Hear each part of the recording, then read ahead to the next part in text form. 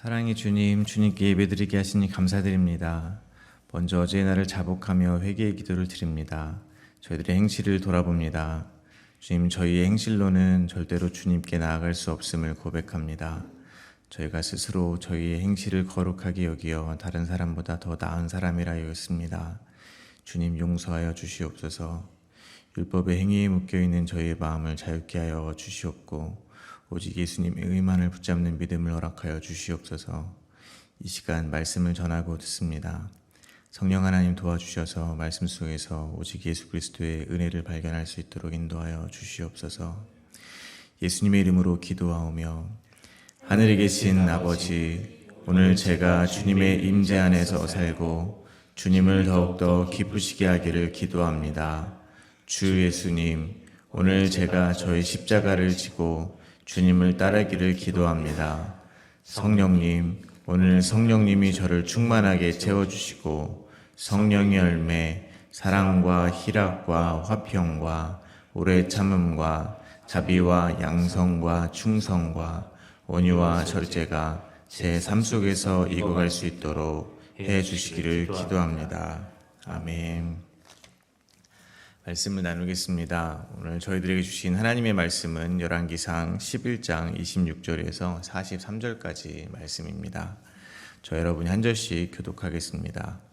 솔로몬의 신하 느밧의 아들 여로보암이 또한 손을 들어 왕을 대적하였으니 그는 에브라임 족속 스레다 사람이요 그의 어머니 이름은 스루아이니 과부더라. 그가 손을 들어 왕을 대적하는 까닭은 이러하니라. 솔로몬이 밀로를 건축하고 그의 아버지 다윗의 성읍이 무너진 것을 수축하였는데 이 사람 여로보암은 큰 용사라. 솔로몬이 이 청년의 부지런함을 보고 세워 요셉 족속의 일을 감독하게 하였더니 그 즈음에 여로보암이 예루살렘에서 나갈 때 실로 사람 선지자 아히야가 길에서 그를 만나니 아히야가 새 의복을 입었고 그 두 사람만 들에 있었더라. 아히야가 자기가 입은 새 옷을 잡아 12조각으로 찢고 여로보암이 이르되 너는 10조각을 가지라. 이스라엘의 하나님 여호와의 말씀이 내가 이 나라를 솔로몬의 손에서 찢어 빼앗아 10지파를 내게 주고 오직 내 종 다윗을 위하고 이스라엘 모든 지파 중에서 택한 성읍 예루살렘을 위하여 한 지파를 솔로몬에게 주리니 이는 그들이 나를 버리고 시돈 사람의 여신 아스타롯과 모압의 신 그모스와 암몬 자손의 신 밀곰을 경배하며 그의 아버지 다윗이 행함같이 아니하여 내 길로 행하지 아니하며 나 보기에 정직한 일과 내 법도와 내 율례를 행하지 아니함이니라. 그러나 내가 택한 내 종 다윗이 내 명령과 내 법도를 지켰으므로 내가 그를 위하여 솔로몬의 생전에는 온 나라를 그의 손에서 빼앗지 아니하고 주관하게 하려니와 내가 그의 아들의 손에서 나를 빼앗아 그 10지파를 내게 줄 것이요 그의 아들에게는 내가 한 지파를 주어서 내가 거기에 내 이름을 두고자 하여 택한 성읍 예루살렘에서 내 종 다윗이 항상 내 앞에 등불을 가지고 있게 하리라.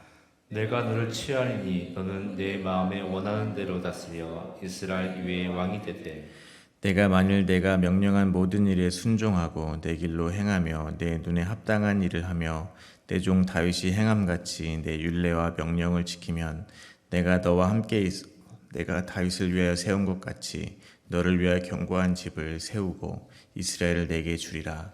내가 이로 말미암아 다윗의 자손을 괴롭게 할 것이나 영원히 하지는 아니하리라 하셨느니라 한지라. 이러므로 솔로몬이 여로보암을 죽이려 하매 여로보암이 일어나 애굽으로 도망하여 애굽 왕 시삭에게 이르러 솔로몬이 죽기까지 애굽에 있으니라. 솔로몬의 남은 사적과 그의 행한 모든 일과 그의 지혜는 솔로몬의 실록에 기록되지 아니하였느냐. 솔로몬이 예루살렘에서 온 이스라엘을 다스린 날수가 40년이라. 솔로몬이 그의 조상들과 함께 잠에 그의 아버지 다윗의 성읍에 장사되고 그의 아들 르호보암이 대신하여 왕이 되니라. 아멘. 솔로몬은 이방 여인과 통혼하지 말라는 여호와 하나님의 말씀을 어기고 바로의 딸 외에도 많은 이방 여인들을 사랑했습니다. 그리고 그 여인들은 솔로몬의 마음을 돌려 이방의 여러 신들을 따르게 하였습니다. 이에 솔로몬이 마음을 돌려 이스라엘의 하나님 여호와를 떠남으로 여호와께서 솔로몬에게 진노하셨습니다. 그리고 여호와께서 에돔 사람 하닷과 엘리아다의 아들 르손을 일으키셔서 솔로몬의 대적으로 삼았습니다. 그들은 솔로몬 일평생에 이스라엘을 대적하고 미워했습니다. 오늘 본문에서는 여로보암이 솔로몬을 대적하였음이 기록되어 있습니다. 오늘 본문은 크게 세 문맥으로 나누어 묵상하도록 하겠습니다. 첫 번째 문맥입니다. 첫 번째 문맥은 26절부터 28절입니다. 솔로몬의 신하 여로보암이 솔로몬을 대적하였음과 그가 이전에 어떤 사람이었는지가 소개되어 있습니다. 두 번째 문맥입니다. 두 번째 문맥은 29절부터 39절입니다. 여호와 하나님께서는 선지자 아히야를 통하여 여로보암에게 이스라엘의 10지파를 줄 것이며 왕이 될 것이라고 말씀하셨음이 기록되어 있습니다. 세 번째 문맥입니다. 세 번째 문맥은 40절부터 43절입니다. 솔로몬은 여로보암을 죽이려고 했지만 여로보암은 애굽으로 도망했습니다. 그리고 솔로몬은 이스라엘을 다스린 지 40년 만에 그의 아버지 다윗의 성읍에 장사되었습니다. 첫 번째 문맥입니다. 26절부터 28절입니다. 솔로몬의 신하 느밧의 아들 여로보암이 또한 손을 들어 왕을 대적하였으나 그는 에브라임 족속인 스레다 사람이요 그의 어머니의 이름은 스루아인이 과부더라. 그가 손을 들어 왕을 대적하는 까닭은 이러하니라.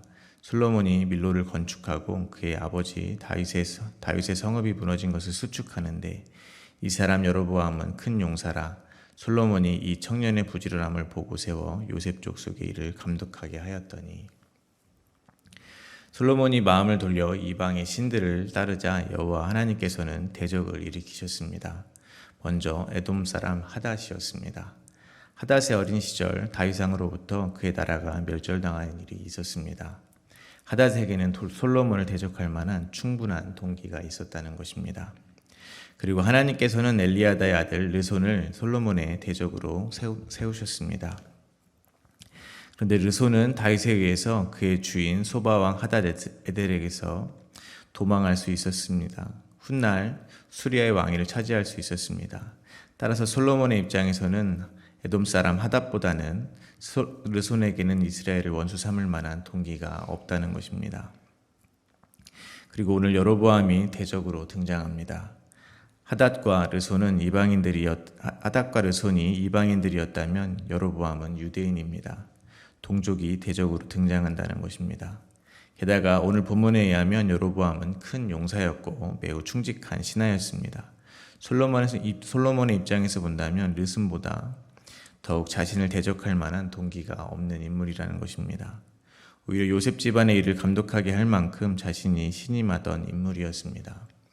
그러므로 솔로몬이 느꼈을 배신감과 당혹감은 하닷과 르손보다 이루 말할 수 없이 컸을 것이라는 것입니다. 물론 여로보암의 등장은 솔로몬이 하나님의 언약과 명령한 법도를 지키지 아니하므로 반드시 이스라엘을 솔로몬에게서 빼앗아 솔로몬의 신하에게 주시겠다는 여호와 하나님의 약속이 이루어지고 있는 것입니다. 그러나 솔로몬의 입장으로 보자면 하닷에서 르손, 여로보암으로 갈수록 자기를 대적하는 자들에게 받는 충격이 점점 커지고 있다고 볼 수 있다는 것입니다. 이를 통해서 깨닫게 되는 것이 있습니다. 주님께서 저희를 징계하시기로 작정하셨다면 주님께서는 반드시 그 목적을 이루시기까지 저희를 징계하신다는 것입니다. 그러므로 저희는 사람의 매와 인생의 채찍으로 징계를 당하게 될 때 더 크게 징계를 당하기 전에 빨리 회개하고 주님께 돌아와야 한다는 것입니다. 그런데 저희는 생각보다 빨리 회개하지 못하는 것 같습니다. 그 이유는 아마도 여전히 자기가 우상을 섬기는 자라는 것에 대한 인정함이 없기 때문일 것입니다. 다른 말로 저희는 쉽게 다윗이 말하는 상한 심령의 상태가 되지 않는다는 것입니다. 왜냐하면 저희는 부유하기 때문일 것입니다. 이 부요는 돈이 많은 부요가 아닙니다. 종교적 성취가 많은 자기 증명의 부요입니다. 즉 저희 신앙의 경험이 많을수록 지켜온 율법의 수가 많을수록 그 세월이 길면 길수록 저희는 어느새 자기의 의로 가득한 부자가 된다는 것입니다. 그러한 부자들은 자기의 죄를 쉽게 고백하지 못한다는 것입니다. 그래서 하나님의 말씀을 듣고 끝날 일을 결국 하나님께서 대적을 이루실 때까지 끌고 간다는 것입니다. 그래서 두 손 두 발 다 들 때가 되어서야 겨우 자기를 부인하고 주님을 바라본다는 것입니다. 제가 이렇게 자신 있게 이야기할 수 있는 이유가 무엇이겠습니까? 그 사람이 바로 저이기 때문에 그렇습니다. 저희 신앙생활이 늘 이러한 패턴입니다.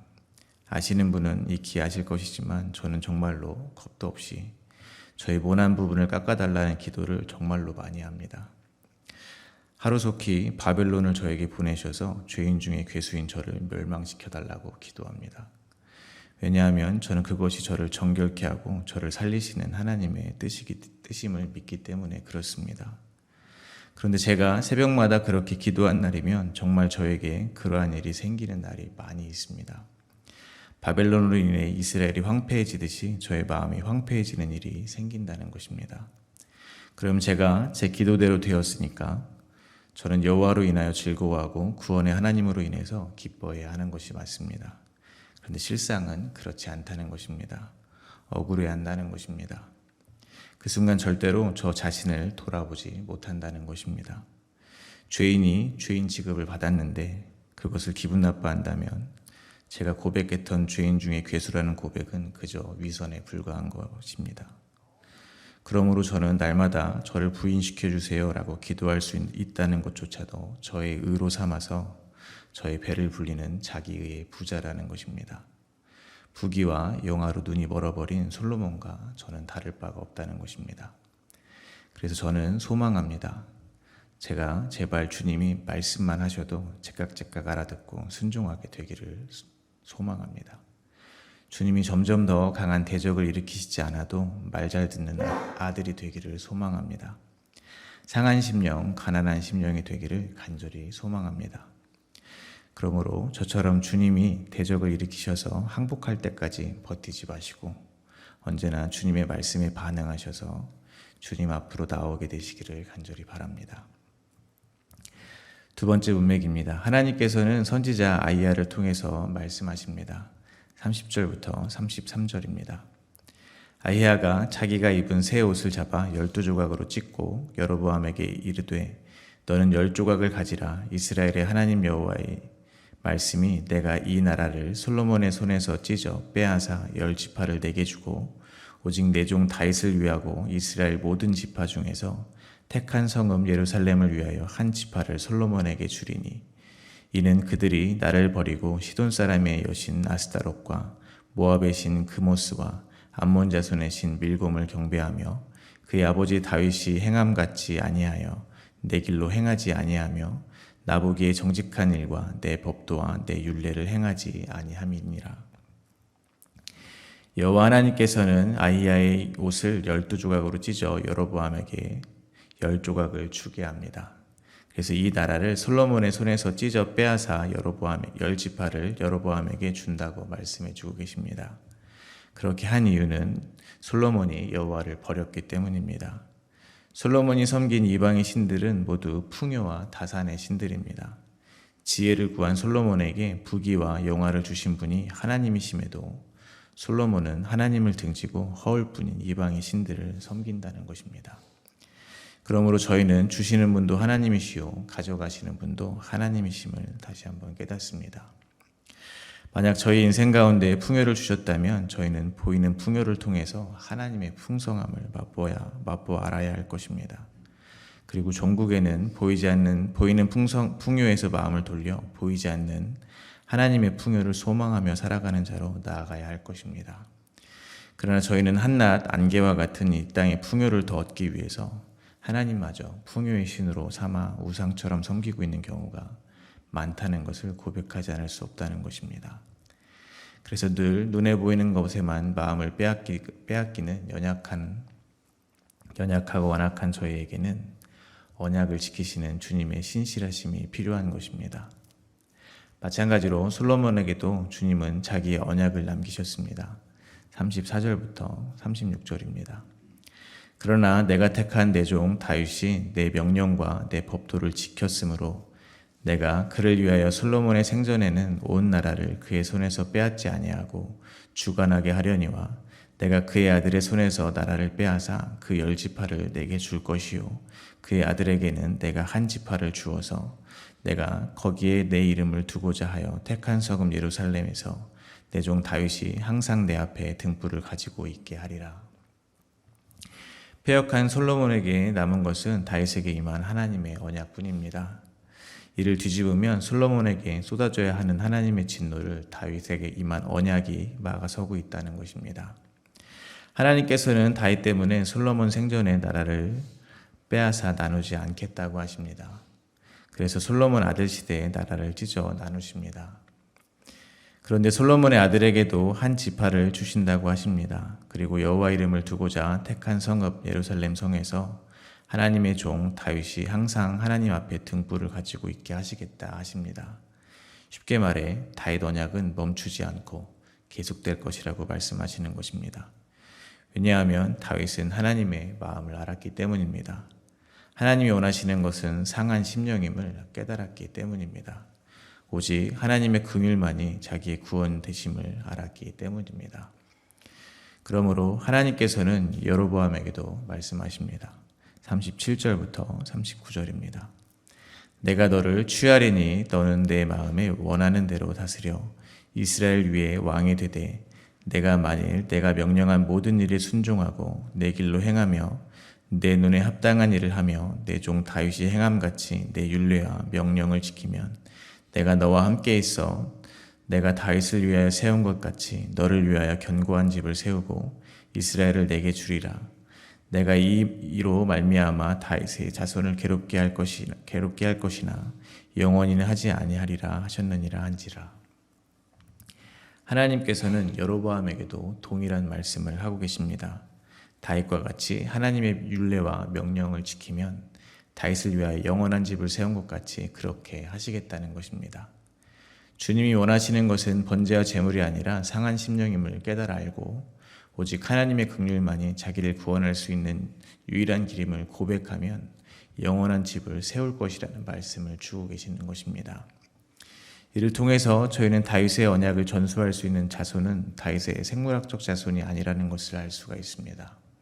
하나님의 말씀에 순종하는 자들이 하나님의 자녀라는 것입니다. 로마서 9장 8절입니다. 곧 육신의 자녀가 하나님의 자녀가 아니요 오직 약속의 자녀가 씨로 여김을 받느니라. 그러므로 다윗의 육신적 혈통이 아닌 이방인인 저희도 그 약속으로 인하여 지금 하나님의 자녀로 살아가고 있는 은혜를 입었다는 것을 잊지 마시기를 바랍니다. 세 번째 문맥입니다. 솔로몬은 여호와 하나님께서 선지자 아히야를 통해 여로보암에게 나라를 넘기시겠다 말씀하셨음을 알게 된 것 같습니다. 그러나 솔로몬은 여전히 회개하지 않았습니다. 40절입니다. 이러므로 솔로몬이 여로보암을 죽이려 하매 여로보암이 일어나 애굽으로 도망하여 애굽 왕 시삭에게 이르러 솔로몬이 죽기까지 애굽에 있으니라. 여호와 하나님께서 두 번이나 솔로몬에게 경고하시고 이렇게 대적을 일으키셨지만 솔로몬은 상한 심령이 되지 못했습니다. 오히려 여로보암을 죽이려고 한 것입니다. 그리고 여로보암은 솔로몬이 죽기까지 애굽에 있었습니다. 애굽은 솔로몬의 처가입니다. 솔로몬은 하나님의 명령을 거스르면서까지 나라의 안정을 찾는 방법으로 강대국 애굽과의 정략 결혼을 선택했습니다. 그런데 솔로몬의 대적인 여로보암을 애굽에서 받아주는 것입니다. 이를 통해서 이스라엘을 지키기 위해서 솔로몬이 선택한 세상적인 방법들이 얼마나 부질없는 것인지 다시 한번 보게 됩니다. 동시에 인간들이 말하는 평화의 관계가 또한 얼마나 거품에 지나지 않는 것인지 깨닫게 됩니다. 애굽 왕은 겉으로는 정략 결혼을 통해서 두 나라의 화합을 약속하는 것 같지만 속으로는 솔로몬의 대적들을 이용하여 이스라엘을 견제하고 있었다는 말이 될 것입니다. 그러므로 저희들은 사람에게 실망하는 일을 너무 이상하게 여기지 않아도 될 것입니다. 조금 서글픈 이야기지만 저희는 사람에게 너무 큰 기대와 소망을 두어서는 안 될 것입니다. 오직 주님께 받은 그 사랑으로 저희에게 주어진 사람들을 사랑하는 데 목적을 두어야 할 것입니다. 41절부터 43절입니다. 솔로몬의 남은 사적과 그의 행한 모든 일과 그의 지혜는 솔로몬의 실록에 기록되지 아니하였느냐. 솔로몬이 예루살렘에서 온 이스라엘을 다스린 날수가 40년이라. 솔로몬이 그의 조상들과 함께 잠에 그의 아버지 다윗의 성읍에 장사되고 그의 아들 르호보암이 대신하여 왕이 되니라. 하나님의 말씀대로 솔로몬의 살아 생전에는 이스라엘을 여로보암에게 넘기지 아니하셨습니다. 그리고 솔로몬은 조상들과 함께 잠들었습니다. 하나님은 다윗에게 언약하실 때 그 왕위가 영원히 견고하리라 말씀하셨습니다. 그러므로 솔로몬이 죽음으로 다윗의 왕위가 끝난 것은 아닙니다. 그 왕위는 예수 그리스도께로 이어집니다. 누가복음 1장 31절부터 33절입니다. 보라, 내가 잉태하여 아들을 낳으리니 그 이름을 예수라 하라. 그가 큰 자가 되고 지극히 높으신 이의 아들이라 일컬어질 것이요 주 하나님께서 그 조상 다윗의 왕위를 그에게 주시리니 영원히 야곱의 집을 왕으로 다스릴 것이며 그 나라가 무궁하리라. 그러므로 저희는 황금으로 도배가 된 나라도 지혜로 이 세상을 떠들썩했던 왕도 영원하지 않음을 깨닫습니다. 오직 하나님의 언약만이 영원하다는 것을 깨닫습니다. 따라서 저희들도 신앙생활을 통해서 이제 눈에 보이는 세상의 평화, 부귀, 영화가 아니라 예수 그리스도 안에서 완성된 하나님의 나라만을 소망하게 되시기를 바랍니다. 눈에 보이는 어떤 것이 아니라 저희 안에 이미 있는 하나님의 언약을 붙잡게 되시기를 바랍니다. 말씀을 맺겠습니다. 솔로몬의 인생은 그 실록에 모두 기록이 되어 있다고 합니다. 그리고 저희는 성경을 통해서 솔로몬의 인생을 모두 보았습니다. 무엇을 보았는지 생각해 보았으면 좋겠습니다. 어떤 사람들은 여전히 솔로몬의 인생 가운데에만 상상도 안 되는 부귀와 영화를 보았을지도 모르겠습니다. 그러나 저는 이것을 보게 되셨기를 바랍니다. 하나님의 언약 백성들에게는 사람의 배와 인생의 채찍이 있음을 보셨기를 바랍니다. 그러나 저희를 영원히 괴롭게 하지 않으시는 것은 오직 주님의 언약 때문임을 보셨기를 바랍니다. 그리고 하나님의 자녀들은 사람의 배와 인생의 채찍을 통해서 믿음의 주요 온전케 하시는 예수를 바라보게 된다는 것을 보셨기를 바랍니다. 오늘 하루도 저희들의 삶 가운데 허락되어진 징계와 연단을 통해서 진정한 의와 평강의 열매를 풍성하게 맺어가게 되시기를 간절히 소망합니다.